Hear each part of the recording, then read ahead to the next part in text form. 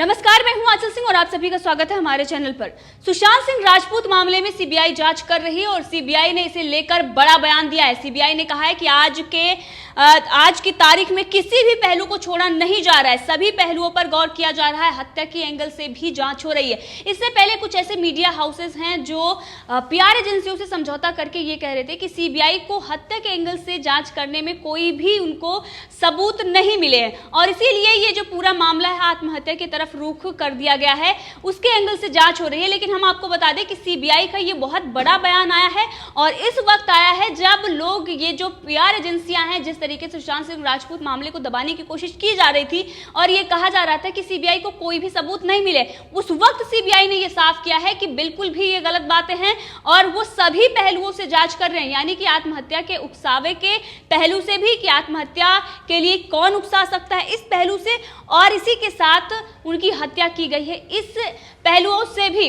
तो वो तमाम जो चैनल हैं जो लगातार पीआर एजेंसियों से समझौता करके इस बारे में गलत चीज़ें दिखा रहे थे, अभी भी कुछ ऐसे चैनल, कुछ ऐसे जो मीडिया हाउस हैं वो आर्टिकल के जरिए वो मीडिया किस तरीके से इन सब चीज़ों को ये पेश कर रही है कि ये जो पूरा मामला है वो आत्महत्या तक सीमित है, इसमें सीबीआई कोई आगे बढ़ चढ़ के जाँच नहीं कर रही है। इससे पहले जब दिशा साल्यान की सीबीआई जाँच कर रही थी उस वक्त भी ये कहा जा रहा था कि सीबीआई दिशा साल्यान मामले की जाँच नहीं कर रही है, वो अलग है और ये अलग है। लेकिन सीबीआई, ये बहुत बड़ा जो बयान सीबीआई की तरफ से आया है और वहीं पर इसी के साथ जो बीजेपी के नेता थे नितेश राणे, उन्होंने भी कहा था दिशा साल्यान का जो ये मामला सुशांत सिंह राजपूत का मामला है, ये दोनों एक दूसरे से रिलेटेड हैं। अब जब रामदास अठावले जो केंद्रीय मंत्री हैं, महाराष्ट्र के बड़े नेता हैं, वो भी यही बात कह रहे हैं, तो इससे ये दिखाई दे रहा है कि सुशांत सिंह राजपूत मामले में जो जांच हो रही है, केंद्रीय एजेंसियां अपनी जांच कर रही हैं और हर पहलुओं पर गौर किया जा रहा है। बाकी जो एनसीबी और ईडी काम कर रही है, एनआईए भी इसमें जांच कर रही है, लेकिन अब सीबीआई पर, जो सीबीआई के हवाले से, सूत्रों के हवाले से ये तमाम खबरों को हवा दी जा रही थी, जो झूठ फैलाया जा रहा था, अब उस पर विराम लगाते हुए सीबीआई ने ये कह दिया है कि हत्या के एंगल से जांच हो रही है। तो ये बहुत बड़ी खबर है और इसी के साथ उन लोगों के मुंह पर करारा तमाचा भी है जो सीबीआई जांच के लिए पहले तो उन्होंने मना किया। अनिल देशमुख जो गृह मंत्री हैं महाराष्ट्र के, उन्होंने पहले ये मना किया था कि सीबीआई जांच की कोई जरूरत नहीं है, मुंबई पुलिस जांच कर रही है। और जब सीबीआई जांच के लिए कोर्ट ने मंजूरी दे दी है और अब सीबीआई इस मामले में जांच कर रही है, एनसीबी जो बड़े बड़े खुलासे कर रही है, उसके बाद अनिल देशमुख का ये कहना है कि सुशांत सिंह राजपूत मामले में मुंबई पुलिस पेशेवर रूप से जांच कर रही थी, लेकिन उसने एक भी एफआईआर दर्ज नहीं की थी। जांच के नाम पर वो क्या कर रही थी ये सबको दिखाई दे रहा है। यहाँ तक कि आरोप भी मुंबई पुलिस पर लग रहे हैं कि उन्होंने सबूत को मिटाने के लिए जो आरोपी है उसकी मदद की है, यहाँ तक कि रोहन रॉय को भगाने में भी मुंबई पुलिस का हाथ है। ये सारे आरोप लगा रहे हैं, जनता ही लगा रही है और जिस तरीके से चीजें सामने आ रही हैं उनके ऊपर आरोप लग रहे हैं। लेकिन महाराष्ट्र के गृह मंत्री ये कह रहे हैं कि मुंबई पुलिस इस मामले में जांच कर रही थी, सीबीआई की जरूरत नहीं थी, लेकिन अब अचानक से जब सीबीआई को सौंप दिया गया है तो हम भी अब बेसब्री से जांच का इंतजार कर रहे हैं। लोग पूछते हैं कि क्या वो आत्महत्या करके मरे या उनकी हत्या कर दी गई, इस जांच के परिणाम का हम इंतजार कर रहे हैं। लेकिन अब जब सीबीआई ये कह रही है कि वो हर एंगल से जांच कर रही है, आत्महत्या के लिए कोई उकसाता है 306 की धारा के तहत भी और हत्या के लिए भी, अब इस पर इन लोगों को ये सोचना चाहिए कि मुंबई पुलिस इतने दिन से क्या कर रही थी। उसने तो कभी वो सिर्फ और सिर्फ देख रही थी कि किस तरीके से किनके साथ वो काम कर रहे थे, उनको पूछताछ के लिए बुलाया जाता था और बिठाया जाता था, उसके बाद कोई निष्कर्ष नहीं निकल रहा था। इतने दिनों में कुछ भी निष्कर्ष नहीं निकला था। अब जब सीबीआई जांच कर रही है इसमें, तो बहुत बड़े बड़े खुलासे हो रहे हैं, बड़े बड़े नाम हैं जो दीपिका पादुकोण जैसे सामने आ रहे हैं। ड्रग्स एंगल की जांच हो रही है क्योंकि ये लोगों का कहना है कि वो अलग मुद्दा है, ये अलग मुद्दा है। लेकिन आप ये बात को समझें कि दोनों ये जो चीज़ें हैं ये एक दूसरे से रिलेटेड हैं। ये सारी चीज़ें क्योंकि सुशांत सिंह राजपूत को लेकर एक साजिश रची जा रही है। कुछ ऐसे लोग हैं जो अपने बचाव में सुशांत सिंह राजपूत पर आरोप लगा रहे हैं, चाहे वो रिया चक्रवर्ती हो, श्रद्धा कपूर हो या सारा अली खान हो, ये सारे ये कह रहे हैं कि सुशांत सिंह राजपूत ड्रग्स लेते थे, वो नहीं लेते थे, जबकि जो सबूत मिल रहे हैं वो इनके खिलाफ मिल रहे हैं, सुशांत सिंह राजपूत के खिलाफ सबूत नहीं मिल रहे हैं।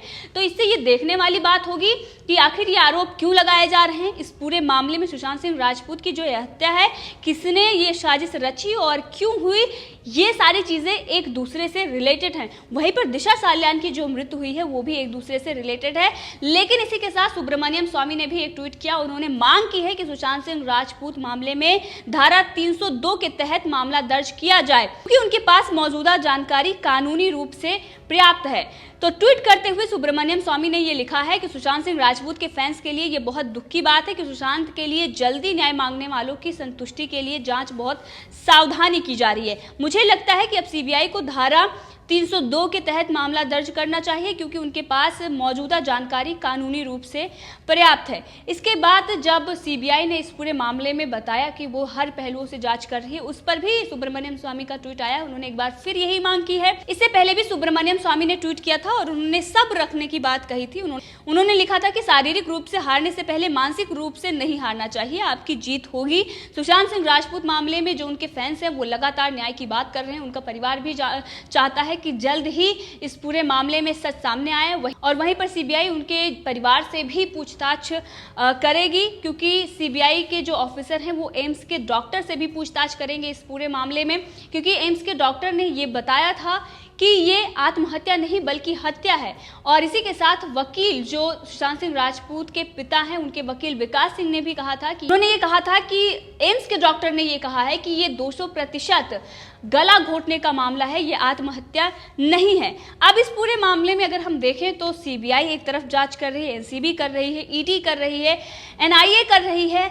अब जो बड़े बड़े नाम सामने आ रहे हैं वो ड्रग्स एंगल में आ रहे हैं, लेकिन जनता ये जानना चाहती है कि जिस तरीके से सुशांत सिंह राजपूत की हत्या हुई है, क्योंकि पहले दिन से ही बहुत बड़े बड़े सवाल खड़े हो रहे थे।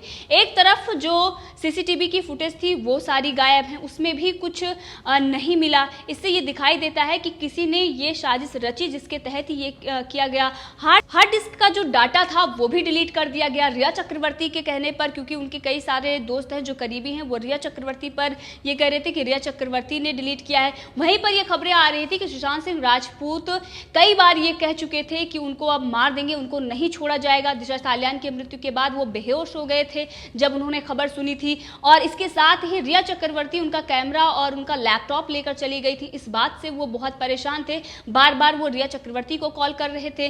अब इन सब चीजों से ये दिखाई देता है कि ये बहुत बड़ा मामला है और इसमें महाराष्ट्र सरकार भी लापरवाही बरत रही थी। लापरवाही ही नहीं, वो पूरे मामले को दबाने की कोशिश कर रही थी। इसके पीछे उसका क्या मकसद था? अगर ये पूरा मामला दब जाता तो महाराष्ट्र सरकार को क्या फायदा होगा? इस पर सवाल उठ रहे हैं।